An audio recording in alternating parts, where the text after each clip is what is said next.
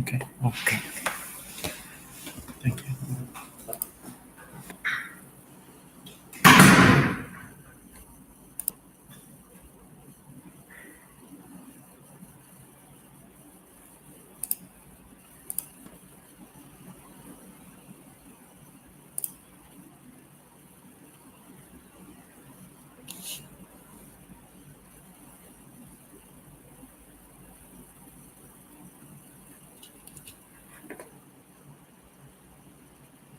Hello, guys. Can you hear me?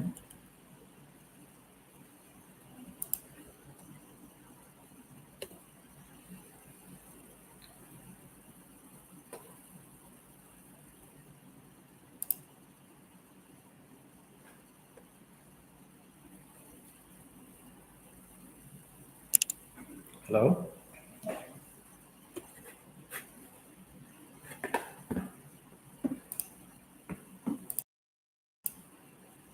Hello?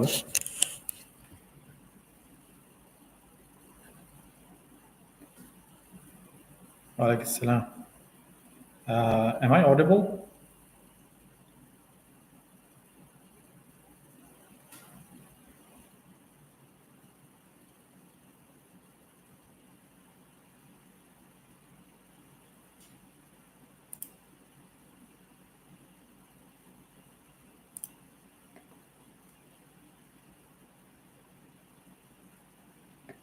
Hello?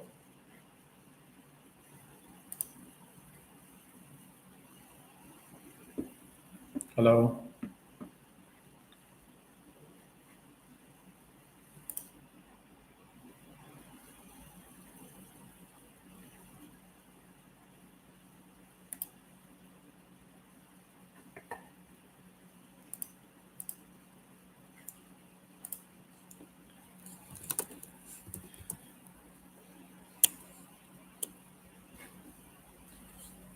Hi. So we'll just wait for a few minutes and then we'll start when it's about the right time. So, am I audible? Can you guys hear me? Sound is clear? Okay, that's good. That's good.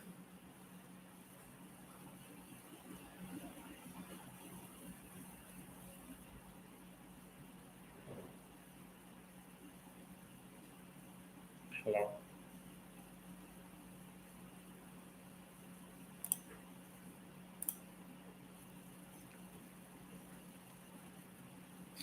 So, we'll begin in a few minutes. Let everybody join who wants to join.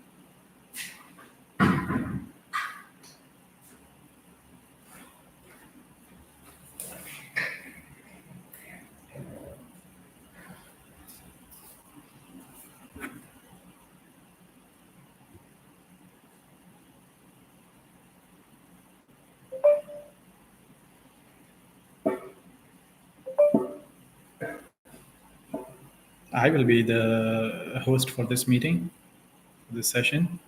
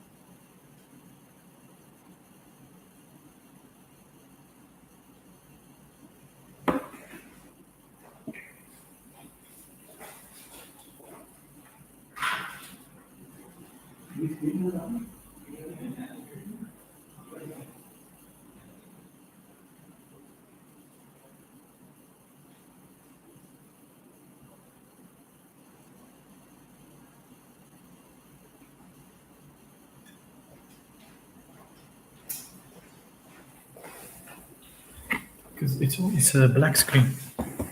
Okay. Can find anything problem? Because here they cannot see the screen. I'm sharing the screen. Uh,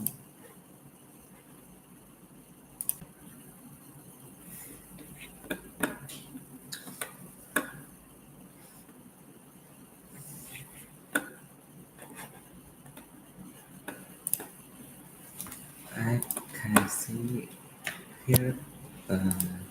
It's broke.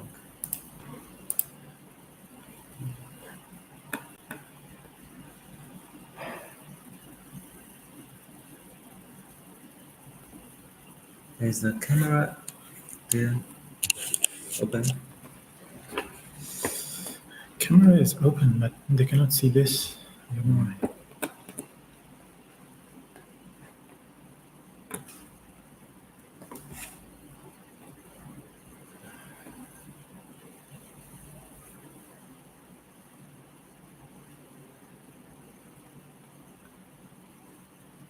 Okay, now it's visible, I think.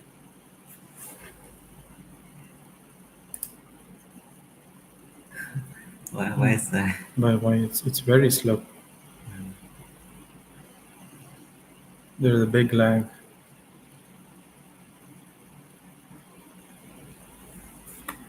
I didn't set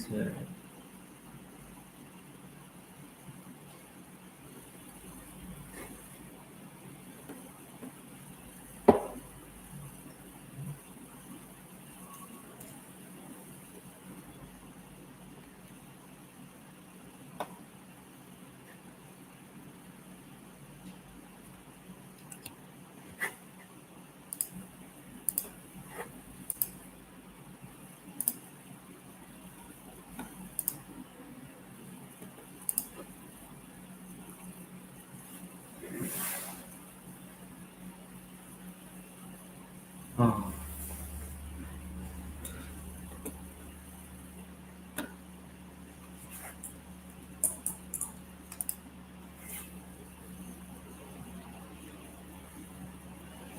it sounds Delay. okay. Delay.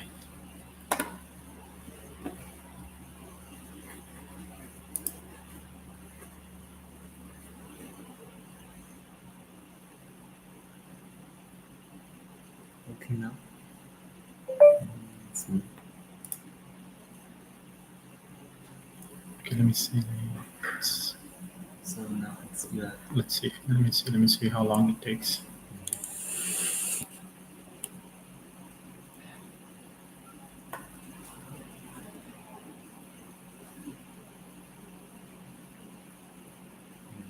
But why it's not full screen?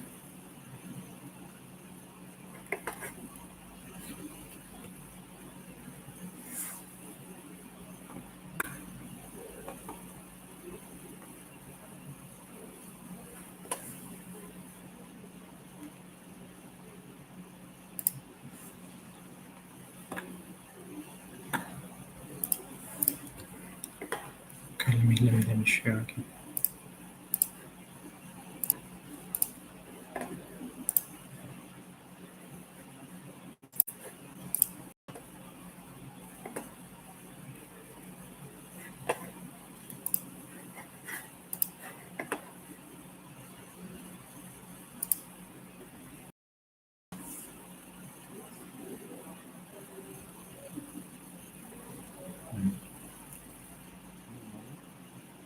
Okay. Okay. Sorry for this little bit of technical difficulties. Okay, we're all set to start. Okay. So everybody, welcome to this technical training session on low voltage systems. My name is Junaidullah, and I will be your host for this presentation. So this session is basically part of a series. We call it Energize with Chisage, where we bring you some focused presentations on the market trends for this. This today's topic is going to be low voltage solutions by Chisage ESS. So this is going to be our agenda for today. Um, First, I'll give you a brief introduction of who we are, like what Chisage is and what we do. Then we'll just jump right into it, the inverter features, some quick tips about installation, and then a deep dive into the how to set up the various parameters and the interface, the display interface of the system, of the inverters. Okay, and then we'll look a little bit into a brief introduction with our for selected low voltage batteries, and then about the monitoring platform. So during this presentation, if you have any questions, you can leave them in the chat, and once I've finished the presentation, finish the session, I will respond to all of them one by one. Right. So about us. So Chisage Group has been, the Chisage Enterprise has been the top 25, top 500 private enterprises for the last 25 years. And I think, in my opinion, it all boils, the success of it all boils down to two things. One would be the no compromise on quality, and the other would be focused customer service. Yeah. So the map you see on the screen is for the Chisage ESS, the ESS division of the Chisage Group, and the ESS division of the Chisage Group. So our headquarters is in China, Ningbo, and so we have like 8 branch offices across various cities in the world. And if you have a question and you are in the vicinity, please drop by us, and we'll be happy to listen to you. And then we have some strategically placed after-sales centers in different parts of the world as well.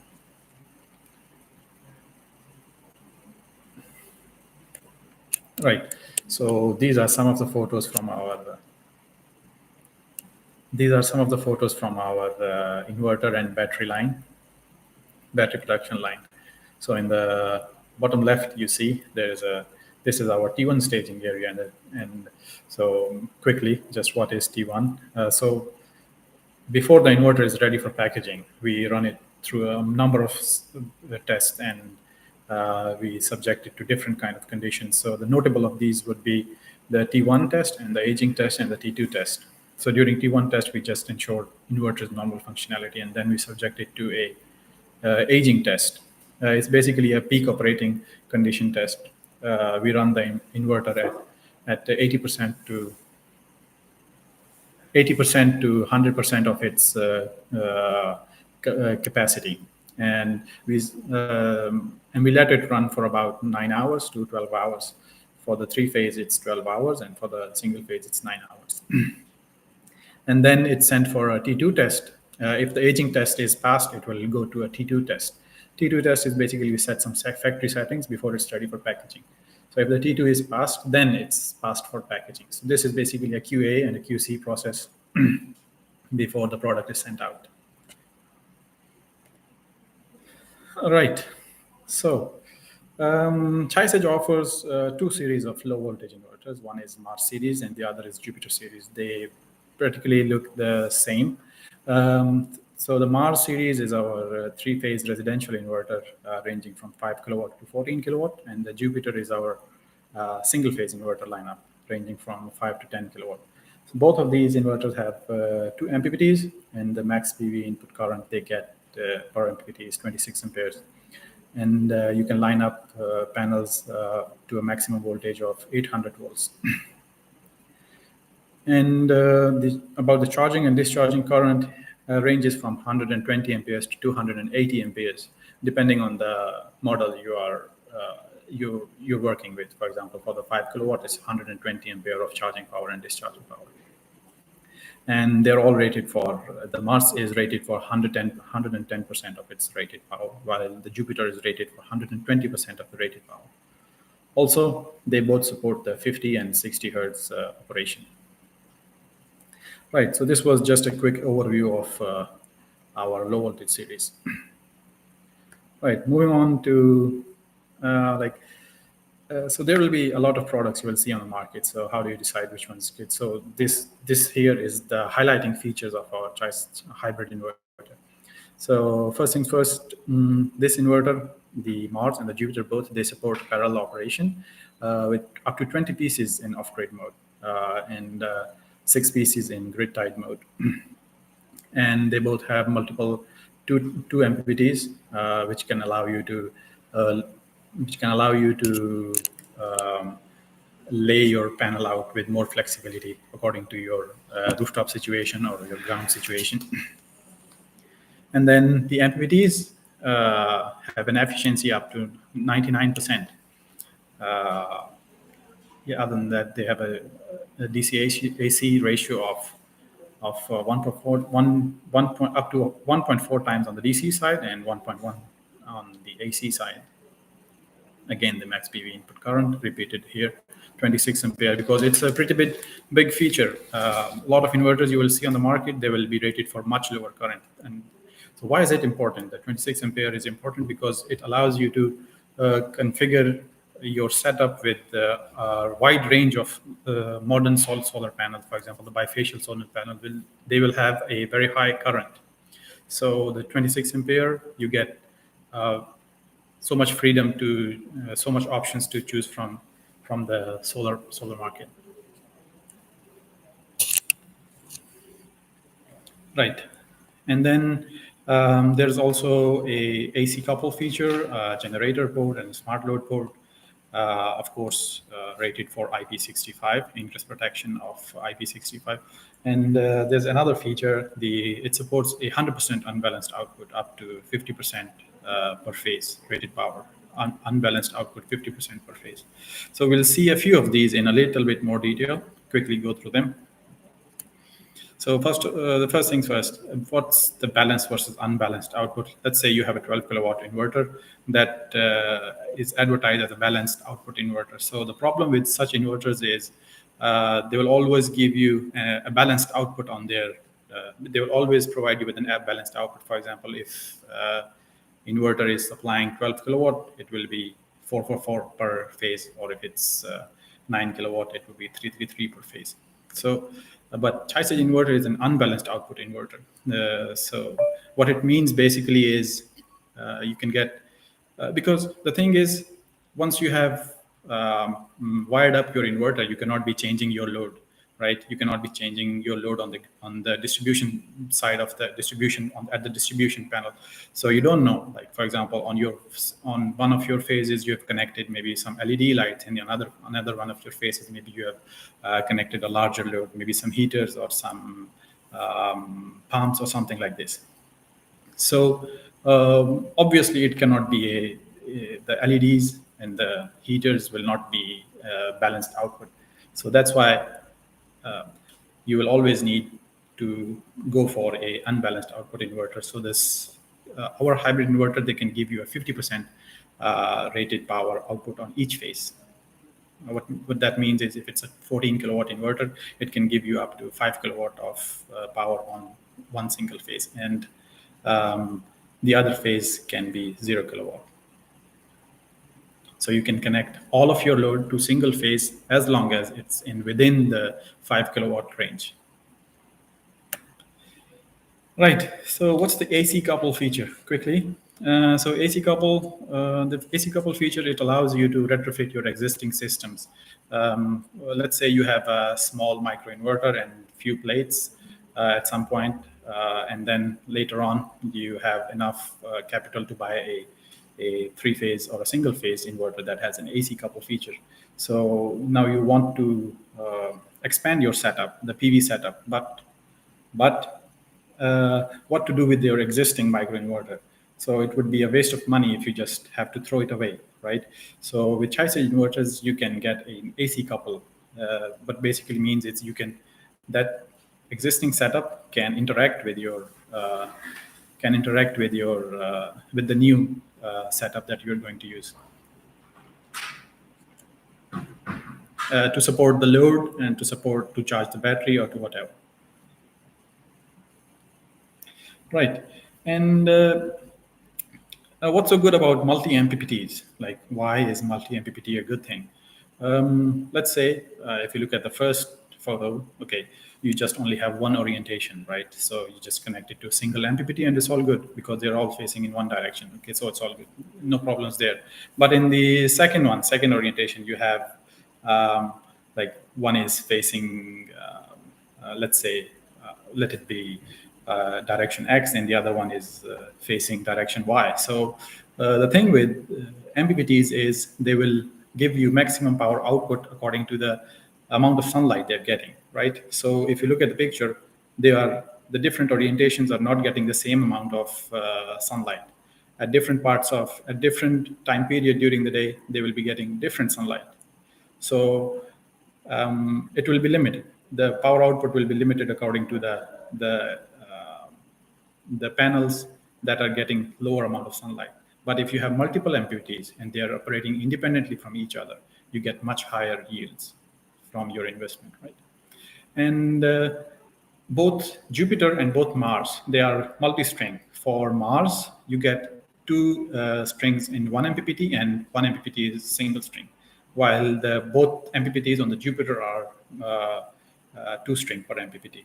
So why is it a good thing? It adds scalability to your inverter. For example, you, you you've you've added like you've installed like three strings in your system, but later on you want to add more strings, right? So you can just if you do not have a multi-string MPPT, what you need to do is you need to take off all your setup and then install some plates in between your existing setup. But with a multi-string MPPT, you just need to install a new string and just plug it in, and it's plug and play. Right. So this is kind of an important one. Um, Normally the inverters you see on the market when you're okay. Let's go to the parallel setup first. Let's say you have a need for 40 kilowatt system, right? And you buy a 10 kilowatt system. You connect it four inverters in parallel, right? So, and that will collectively give you 40 kilowatt. Now let's say you have a need for, and the batteries you are going with 15 kilowatt batteries and you want 60 kilowatt. So you connect four batteries in parallel. So normally what's happening in the market, like every inverter, all the batteries, the four batteries will be parallel together to a bus bar or some way, but they will all be parallel. And then each inverter will connect to the bus bar or the whole battery bank. So they will communicate with all the batteries. Each inverter will communicate with all the batteries. Sorry. Now, let's say there's a situation. You have a 10 kilowatt inverter and you're going to connect 20 pieces. Okay, before that, there's a thing about lithium batteries and BMSs. There's a limitation to a maximum number of batteries you can connect in parallel. And right now it's up to maximum 15 or 16 batteries in parallel. Okay, so going back to our point. So now let's say you have 20 inverters in parallel, but the limitation is you can only connect 15 batteries in parallel. Okay, so you have a huge load requirement, but your backup is very small. So now what do? You're limited by the battery. So Chisage inverter has a very unique feature. Each inverter in the parallel system can connect to its separate battery bank. So the figure you see here on the right, bottom right, each battery that you see, it can be a single battery pack. It can be a whole battery pack, like 15 batteries to one inverter, 15 to another inverter, and 15 to the fourth one, fifth one, sixth one. So that's a very interesting feature that competition still does not have. It gives you a lot more room and a lot more peace of mind to design your system when you are designing large off-grid systems. Right. So a quick look at the outlook of our inverter. So when you look at the inverter from the bottom, you have some grid port, load port, a generator port, which works as a smart load port and AC couple port as well, and then PV inputs, some communication ports for PMS, meters, parallel communication, few battery input terminals, and then definitely, of course, a Wi-Fi data logger to connect with our remote monitoring platform. We'll get to that at the end of this presentation. Right. So here in focus, you see is our the input ports, the grid port. the red one, and then the load port at the top of the gen port at the top, and the load port at the bottom. So the gen port is a programmable port. It can work as an AC coupled port, as a generator port, and as a smart load port as well. Right. Okay. So far we've talked about the outlook, right? So how do you connect? How does it all work together? Let's say this is our on-grid hybrid home system. So you have your solar panels going into the hybrid inverter. Then you have some backup load connected to your EPS port that we have just seen, and then there is some on-grid home load, and then there is your grid coming into the grid port. Then you have either your generator, smart load, on-grid inverter connected to your hybrid inverter. So the solar panel charges a battery, supports your load depending on your settings. So this is the whole ecosystem, like how it all works together. Let's say this is an off-grid condition. So what will happen in off-grid condition is just you will lose your on-grid home load, but the backup load will still be powered by the hybrid inverter, by the solar panel. If there is enough PV, the backup load will be supported by that. But if there is not, the battery will kick in to support your backup load, or the generator. And then, of course, there is your monitoring platform, the smartphone. If you have connected your Wi-Fi to your EPS load port, then you still have Wi-Fi and you're still communicating with the remote monitoring platform. Right. So with all that aside, we go quickly into how to install. So right out of the box, you will see the inverter, and then you just attach. There is a back plate. There's a back plate, back mounting plate. You just attach 4 screws to the back of the inverter, and then another plate you mount on the wall, and then you simply just hang it on to that mounting plate. So it's simple as that. A very easy installation. Right. And then, of course, there's an important thing you need to consider while you're installing. There should be 0.5 meter, 500 millimeter gap from all the sides, from the top, bottom, right, and left, and in front, for effective heat dissipation. Okay. So how it all works together, the standalone operation. So you have your hybrid inverter, so you connect it. So we recommend you connect it through, if you look at the EPS load port or the backup load port, you connect it through an AC breaker and an RCD in between these and your EPS load connected to the load. And similarly, install an AC breaker of the right size with the grid port, and then a DC breaker on the battery side, and a BMS communication cable to communicate with the hybrid inverter. And at the bottom, you have your PV going through a DC breaker, and recommended to use a SPD as well. So this is the whole outlook of the system, like how it all will look together when installed. Okay, so moving into the settings part of the system, of the session. Right. So you've powered on your inverter, right? So the first thing you will see when it's powered on is this screen. So you have multiple buttons, some icons, some basic information on your screen. So we'll just quickly look into what's what. So if you tap on the big icon in the middle of the screen, it's the inverter data and power screen, and it will bring you to the inverter information screen. So here you will see the inverter voltage on your left. There is inverter voltage for this. If it's a 3-phase system, it will show you 3-phase voltages, each phase 220 volts, and then some inverter current, power, reactive power. If you've connected a generator, it will show you some generator information as well, as you can see in the middle of the screen. Also, there is like the stage of the inverter, like if it's in working, if it's in on-grid mode, if it's in off-grid mode, if it's in standby mode. So it will also be depicted on this screen as well. And the inverter frequency, the output frequency as well. So a basic inverter information. Right. So back to the main interface. Let's see what's what else is there. Okay. If you tap on the text, the hybrid inverter, it will bring you to a system overview. So you see, it gives you a more detailed information of what you see. For example, now you have a breakdown of the PV information. Now you have both PV1 and PV2. Then you have your battery information. Um, in this case, you have some smart load connected. EPS load is your backup load, and then non-EPS is what's connected to the grid side. So gives you a whole outlook of your what's coming in and what's going out. Right. And what else? So here, let's tap on that. This is a PV information screen, right? So here you will see the PV information, PV voltages, PV1 voltage. On your left, there is PV1 voltage, PV2 voltage, and then generated energy, total energy. And then similar to the inverter, there is working stages, like what's the stage the PV is in. And then in the middle of the screen, you have a bar graph. It shows you the energy generation by breakdown by days. Tap on month, it will give you the daily breakdown of that month.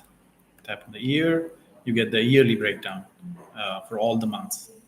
And then finally, if you tap on total, it will give you since installation in an yearly breakdown. Okay, going back. Let's see the battery information. So battery information. So you in the middle of the screen there is some similar information, right? So we'll not go over that: daily, monthly, yearly, and total. And then on the left side you have your battery information, like how much current is being discharged and what's the voltage, how much power is being discharged, and then go down there and it will also if it's a lithium battery, it will show you the SOC percentage, like the state of charge, how much charge is remaining, and then temperature, and then the charging request from the BMS, and the discharging current request, charging voltage and discharging voltage request from the BMS, right? So everything else is similar to that, and then but there is one other thing, the BMS. You tap on that and you will get BMS information on that screen in the middle of in the middle of your screen. So maximum voltage, minimum voltage, charging current, discharging current, and SOC temperature. Right. So back to that. So the grid and the top right is the grid information, and the bottom right is the load information. So everything else is similar. So we'll not go into that, and we'll move on to the setting part of this session. So when you tap on settings, this is the screen you're presented with. Let's see what's in battery settings. So when you press on the battery settings, this is the screen you see. So on your, we'll start by the right side. On your right side, you see battery mode. You see there's a lithium mode, there's a battery voltage mode, and there's a battery percentage mode. Okay, so we'll talk about the lithium mode first. So lithium mode is for those batteries, for the lithium batteries, as the name suggests, and where there is a BMS involved, right? If there is a BMS involved, you will select the lithium mode. And then if you've selected the lithium mode, the settings that you're concerned with is the one you see in the green box, right? So the values you see down there are shutdown, lithium battery mode. This is irrelevant because this is an internal command, and it will be picked up automatically by the inverter depending on the BMS. So the other three values you see is shutdown percentage, the low battery percentage, and the restart percentage.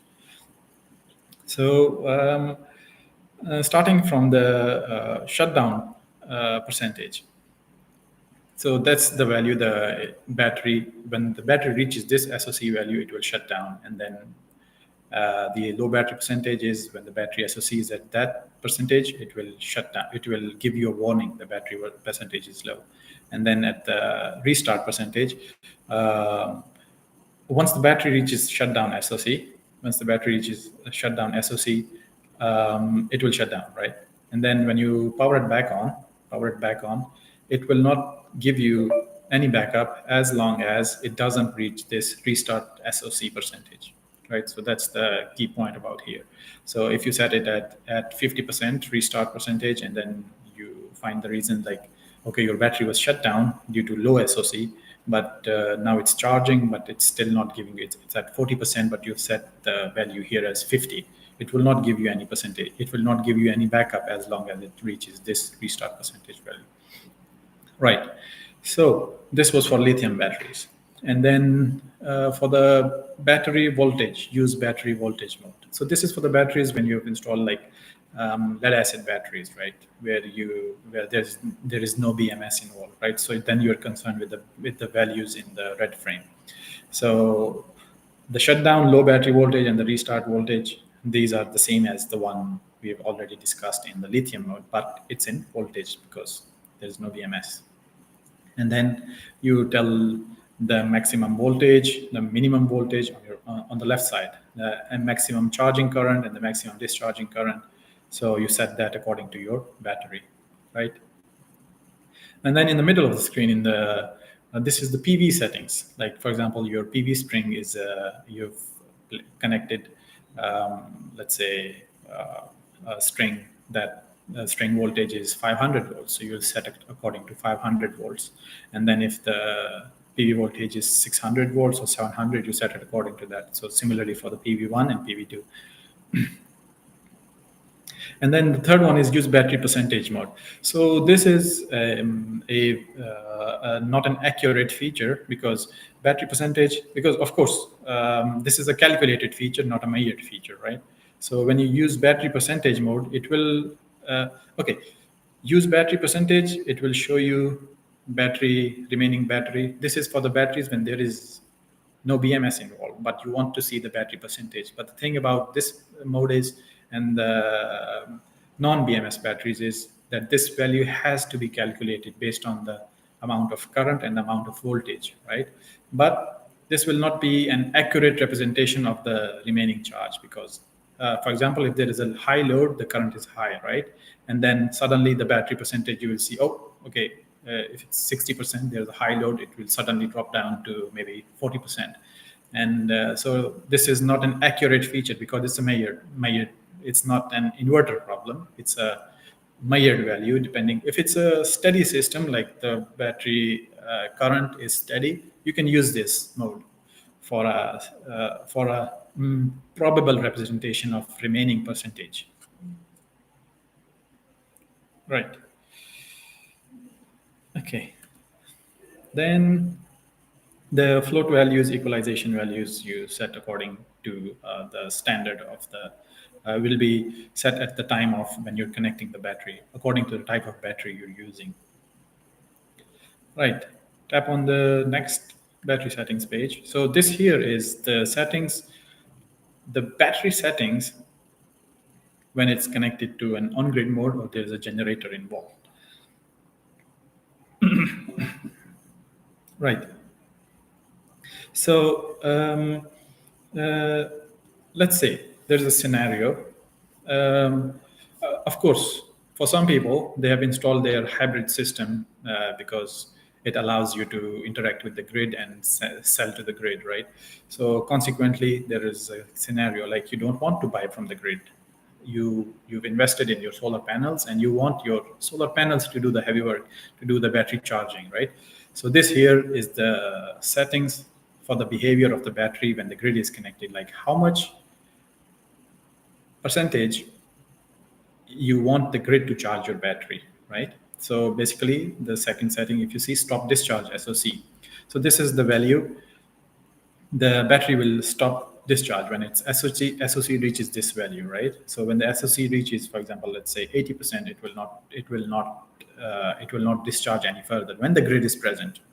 And then you don't want the battery, if you want the grid to charge your battery to X percentage, you set it here. Like if you want your grid to charge, if you want the grid to charge to 40%, 60%, 70%, so you set that value here. So the remaining other two values is in when you're using battery voltage mode for lead acid batteries or when there is no BMS involved for non-lithium batteries, right? So, and the charge Imax is the maximum charging current. And the last, the general stop charge SOC. So this is the value you want your PV to stop charging at, because there's a thing called as depth of discharge and maximum charge. For example, it is not recommended like to keep your batteries at 100% SOC, right? Because life cycles and everything, right? So you can actually set like how much maximum you want to charge your batteries, 90% maximum. So you set that value here, like maximum, it will charge to this value maximum. 95%, you set it here. And on your right, it's the same thing, but for the generator.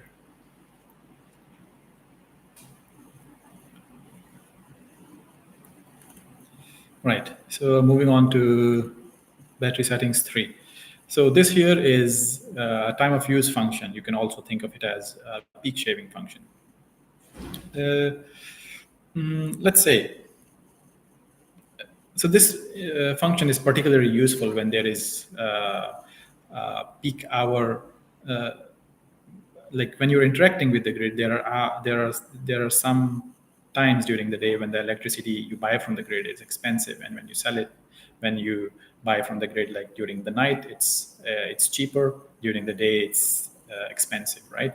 So what you can do here is you can sell to the grid when it's expensive, and you can buy from the grid when it's cheaper, right? So this is where you set your where you set that functionality. For example, if you look at the first one, let's say you want to discharge your battery to the grid to a maximum of 85% SOC during the time 00 to 12 o'clock to 6 o'clock. So you set it like this, 12 o'clock to 6 o'clock, so to 85%. So what the inverter will do, it will discharge the batteries to 85% SOC during this time period.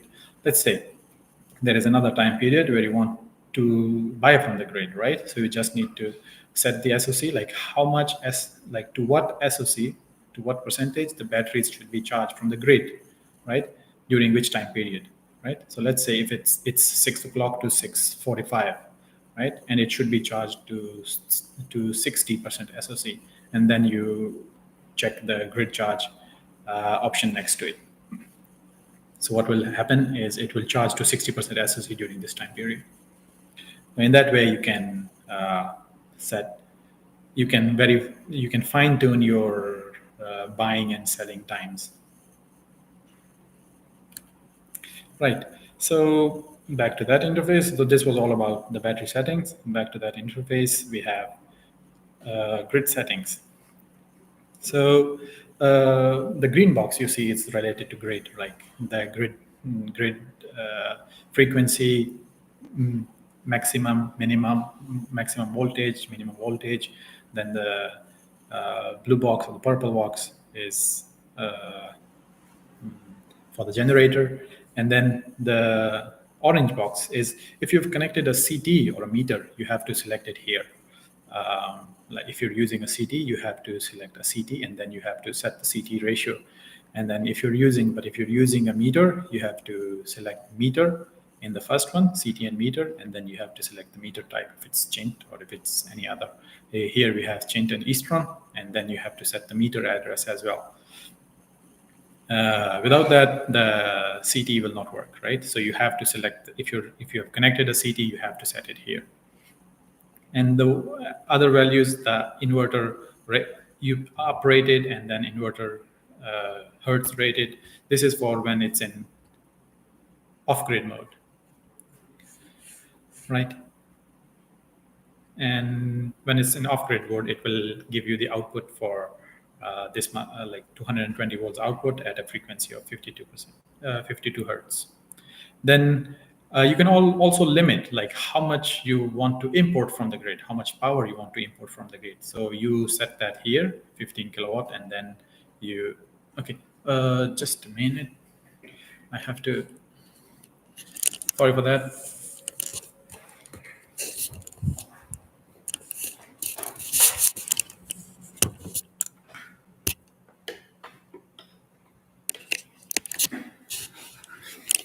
So we can continue. Sorry about that. My PC was running out of power apparently.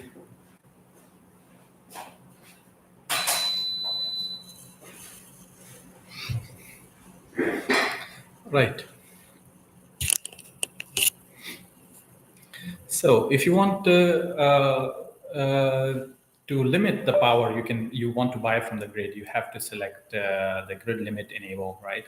And then it will limit to whatever value you set here, the maximum value you want to buy from the grid. Okay, AC settings too. So this is where, okay, so remember we mentioned that we have a programmable gen port. So this is where you program your gen port to what you want to use your gen port as.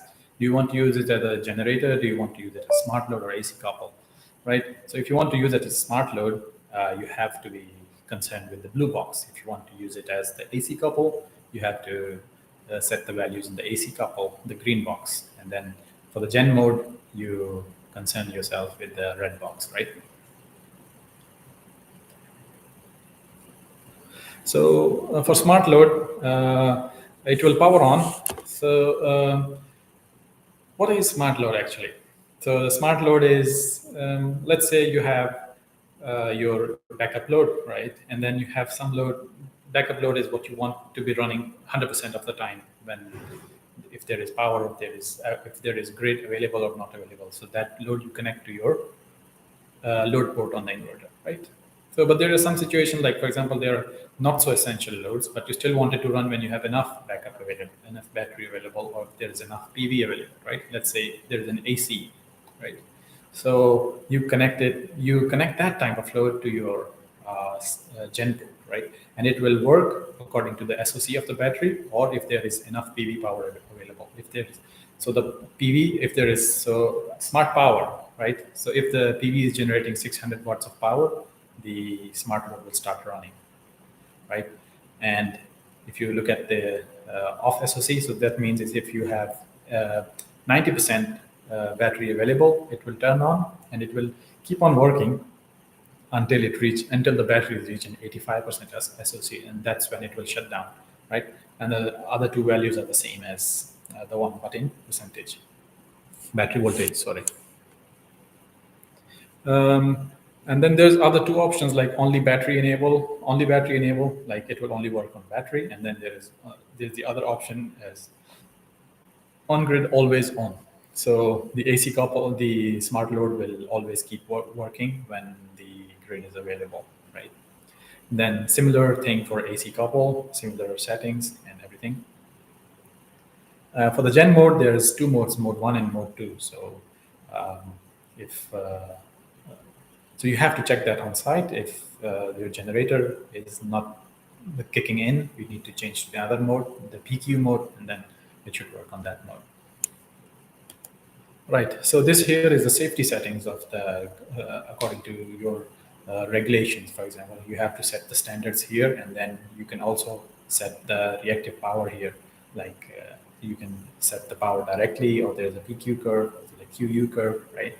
So you can set your reactive power here, and also there's a safety time. So safety time is basically like how long do you want the inverter to wait before connecting to the grid. So you can also set that here.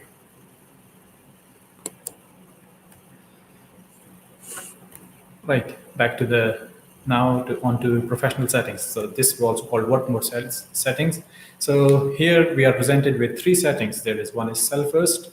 So in sell first, the priority is to sell power to the grid, right? The priority is sell to the grid, right? And you combine it with the time of use function. Like at what times do you want the power? At what times do you want to sell to the grid? You combine it with the time of use, and then it will sell to the grid at that time and buy from the grid as the settings you have made in the time of use settings. And then there's also like a max power sell, like how much maximum you want to sell. Like for example, your generation is 5 kilowatt, but you don't want to set all the 5 kilowatt for some reason. So you just want to set 2 kilowatt. You just set that value here. And then there is zero export to grid port. So in zero export to grid port, this is for when you don't want to sell to the grid, right? You only want to utilize the PV that is like you only want to supply power to the load that is connected to your backup port, right? So this works by because there is an internal CT installed in the inverter. It will keep checking. It will only keep the PV generation to the amount Like it will only generate the PV that is required by the load connected to the load port, right? So the PV generation will only be that much, right? So, but if there is a condition like, okay, you want to solar cell as well, right? If there is enough PV available, you will set solar cell, and then it should also sell to the grid as well. Another one, the next one is zero export to CT. Now, zero export to CT is when you want to when you want the PV, if there is enough PV, right? If there is enough PV to support the load connected to your load port, and there is enough PV to support the load connected to your grid side, right? The non-ETS load, as you can see in the bottom figure. So it will, in this mode, it will, the PV generation, if the situations are suitable, feasible, the PV generation will be the PV priority will be to PV generation will only be to support the ETS load and the non-ETS load. And if even if there is favorable condition, the generation will be limited as long as you don't enable solar cell. If you enable solar cell, maximum PV generation will be reached. It will support the home load and the backup load and will sell the remaining to the grid.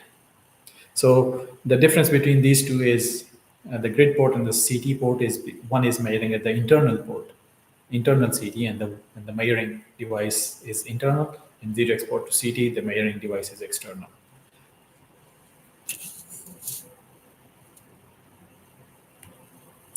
Okay.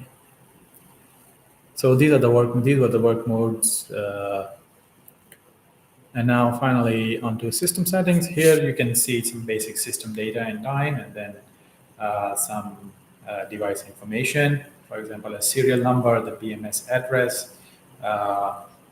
and then, for example, on your batteries, BMS on your batteries, there is RS485 port and there is a CAN port. So if you're using RS485, you will select it as RS485, and if you're using as a CAN port, you will select a CAN port here. And then a protocol is the protocol basically what your battery is using. If it's a Felicity battery, it's using Felicity protocol. If it's a Chisage battery, it's using a Chisage protocol. If it's a Pile and Tech, it's using a Pile and Tech protocol, right? So, and also if you're using RS485, the BMS address should be set to 001. But if you're using if you're using CAN communication port, it doesn't matter what you put there, right? And also the batch share enable is to let the inverter know that it's not. For example, you have 5 batteries in parallel, right? And 5 inverters, and you also have like 2 or 3 inverters in parallel as well with that system. So what this option does is lets this inverter, this particular inverter know like this is not the only inverter that is charging this battery. Also, in the next one, the HMI parameters. So this is basically an internal address and not very concerned with the operation of the inverter. And then you have some firmware state the inverter DC-DC display. So whenever there is an update going on, it will show you here. In your INV is updating, it will show you the download first and then update first. So this is, and then when you tap on events, it will show you if there are any events or if there are any alarms on the inverter. This is where you will see any alarms, and then you can handle them accordingly. Lastly, we have some basic information about the device. Right. Before we end the inverter section, there's a parallel connection of inverters we need to look into. So basically, let's say you have 2, 3, or according to the diagram, you have 5 inverters in parallel, right?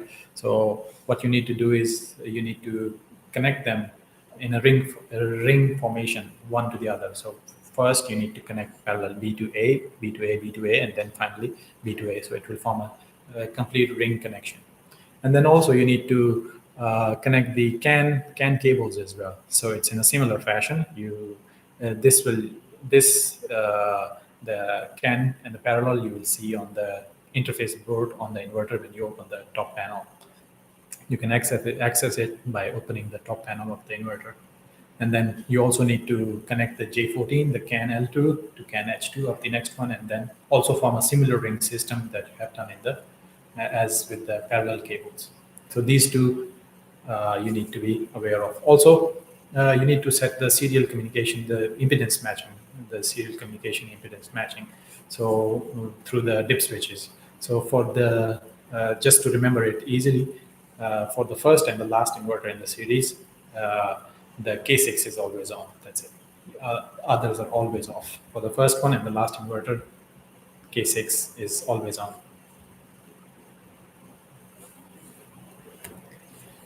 So this here will be what a complete parallel system would look like.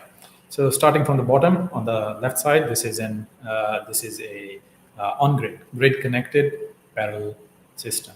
So you have your three inverters, then you see the interface cable, the brown cables, the parallel cables CAN2 and CAN2L and CAN2H going from one inverter to the other. Then it's a ring system. You see the first one connected to the second one connected to the third one, and then third one connected to the first one back again. So it's a ring system. Similarly, the parallel cables also as well connected to the second one, third one, and third one connected to the first one again. So this image here is for your reference. Whenever you're installing, you can always refer to this image, like what connections you need to make, and if you're missing any connections during installation. So the off-grid parallel connection is similar. You just don't need to connect your grid.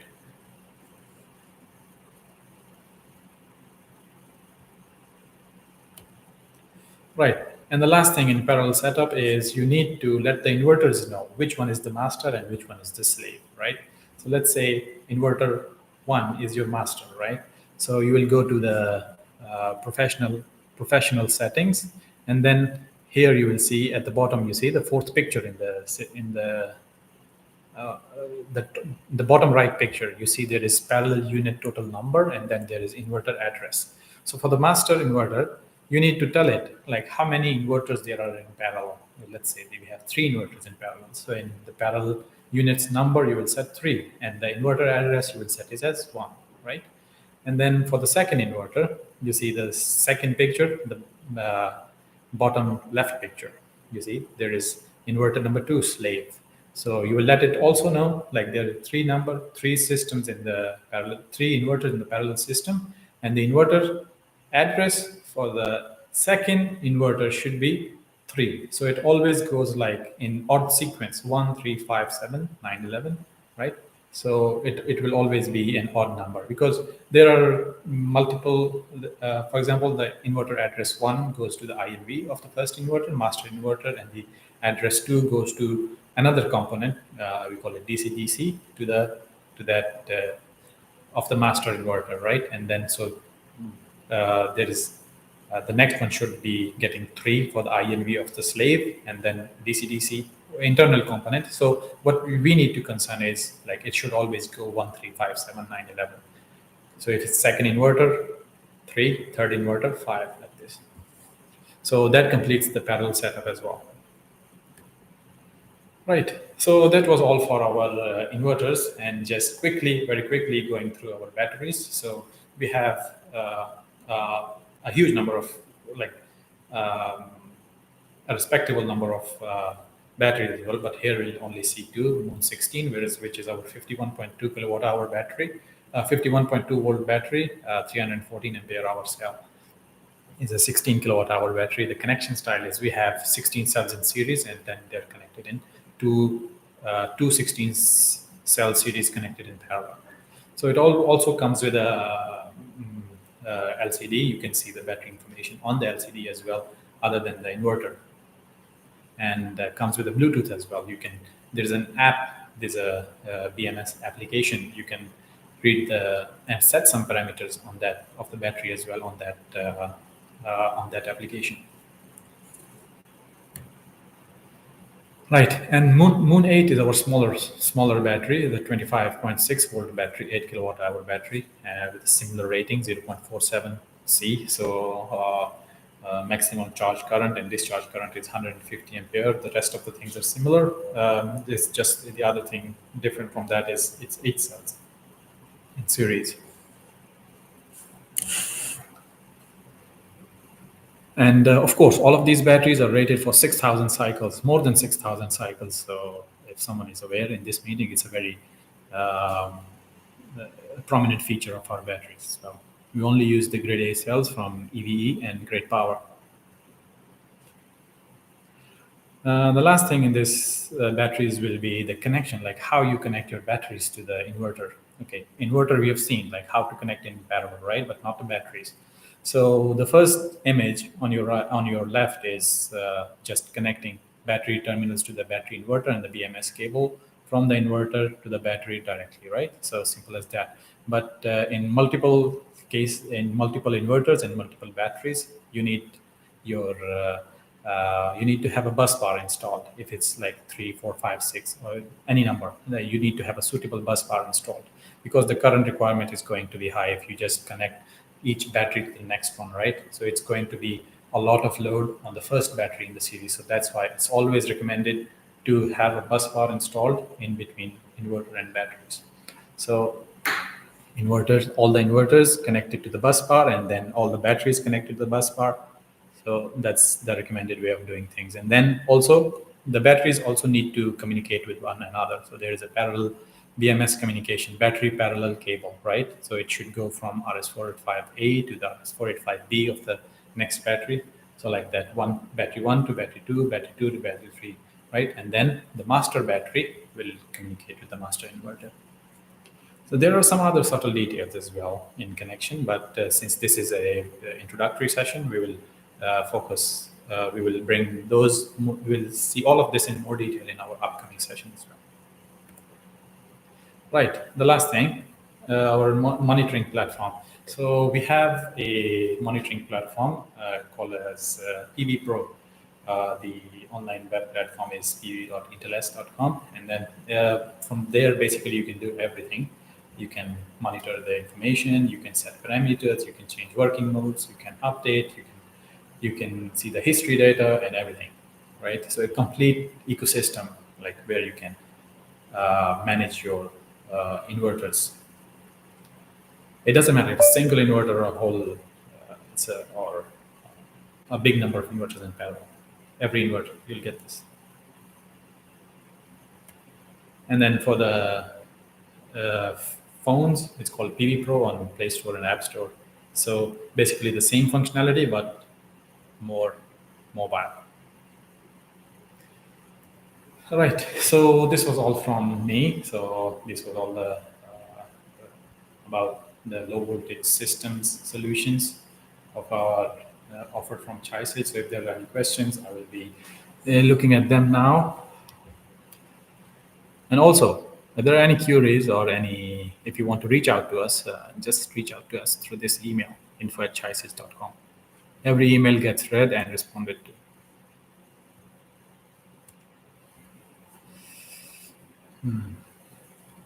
Let's see.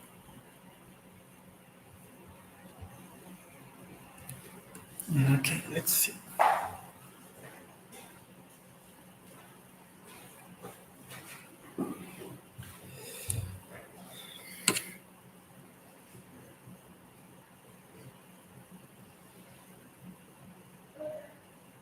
Okay.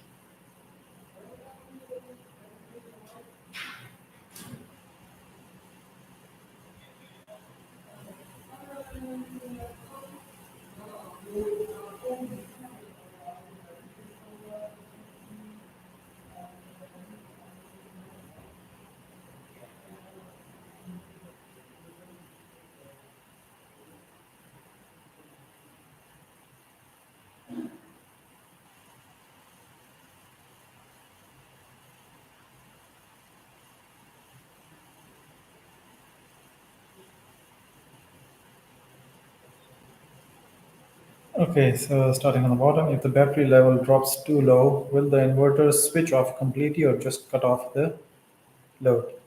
Okay. Also, when the battery reaches the start message, will it restart?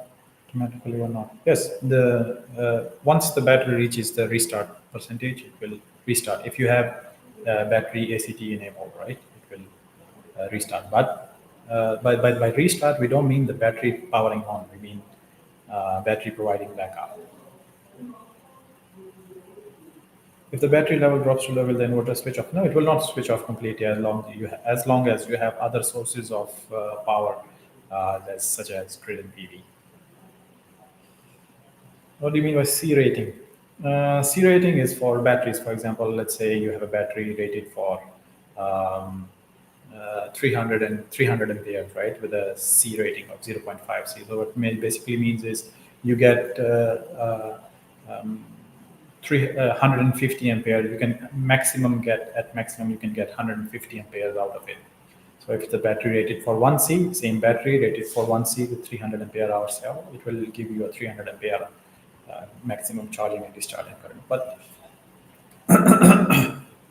you need to keep in mind that 0.5 C for such a big cell, 300 ampere cell is realistically um, is for any scenarios, in any residential scenarios, 0.5 C for a 300 ampere hour cell is good enough. Like there are no scenarios where you're going to need a 1C battery at a for 300 ampere rated cells.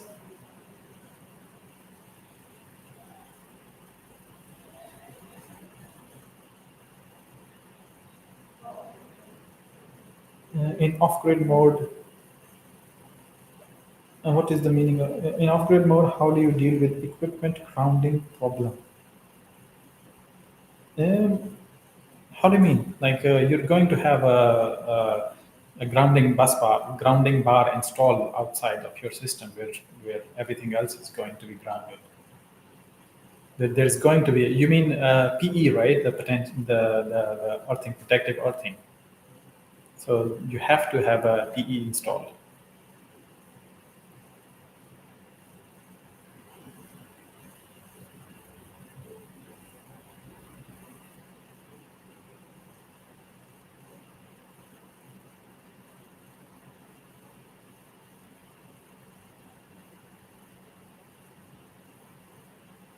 Since the inverter can be connected up to 800 volt DC, what safety features are in place, such as our inverter has a DC Type 2 surge protection installed, so it's rated for much higher currents. So there is DC Type 2 protection involved on DC side, and there is AC Type 3 protection involved at the AC side. So it's well and truly cared for. There's not the inverters and anything installed behind the inverter is not going to be damaged from the PV side, even if there is a surge, because we have DC Type 2 protection.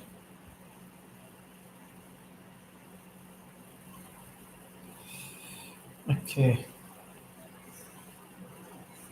How about AC? How about AC coupling function? So AC couple is basically, mm, let's say, as I've mentioned earlier, let's say you have an existing setup, inverter setup, and you want to expand your setup to a bigger system. Now you're going to install a 14 kilowatt Chisage Mars, right? So, and you're going to install new PV and you're going to install new batteries, but you have an existing setup for like small setup, let's say, just for a realistic scenario.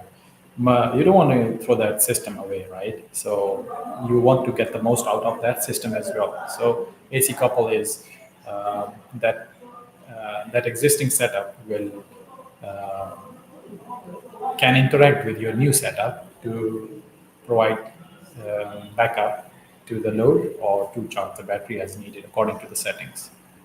So this is basically an AC couple feature. Like you can combine the output from your existing setup into your new setup.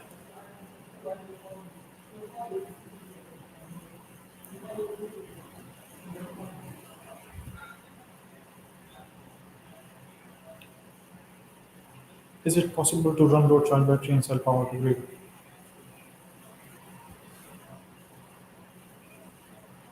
Mm, possible to run load?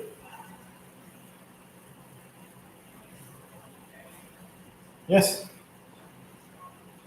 it is. Depending on what settings you're using. For example, if you're using zero export to grid port without solar cell, then you're not going to be able to sell to the grid. But if you're using zero export to grid port with solar cell, you can sell to the grid, charge the batteries, and run the load. Also, the same thing with the zero export to CT mode.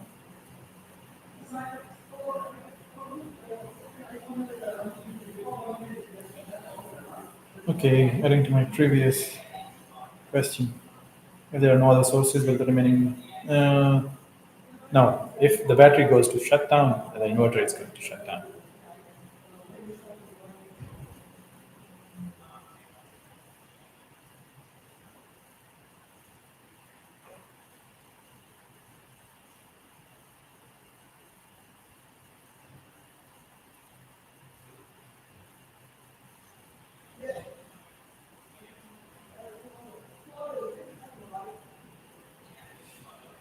Okay, so I guess that's that.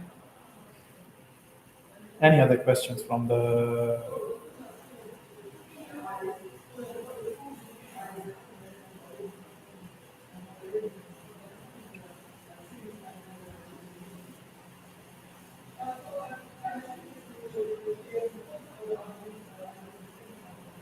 Okay, so I guess that's a wrap. Thank you everyone for attending this session, and we hope, and I hope that I was able to deliver something you didn't know before. Right? This was an introductory session to our low voltage systems. Yes, there will be more sessions upcoming where we will. The upcoming session regarding the low voltage solution will be a technically an advanced workshop on the our low voltage system. Like we'll go in more detail about the features and about the installation and everything, and like how to, if there are any faults, how to handle those faults and whatnot. So thank you.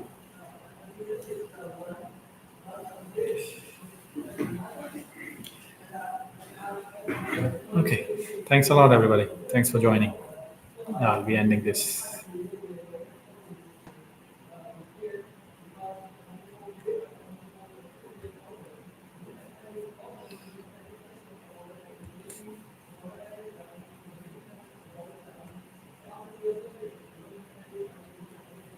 Goodbye, everyone.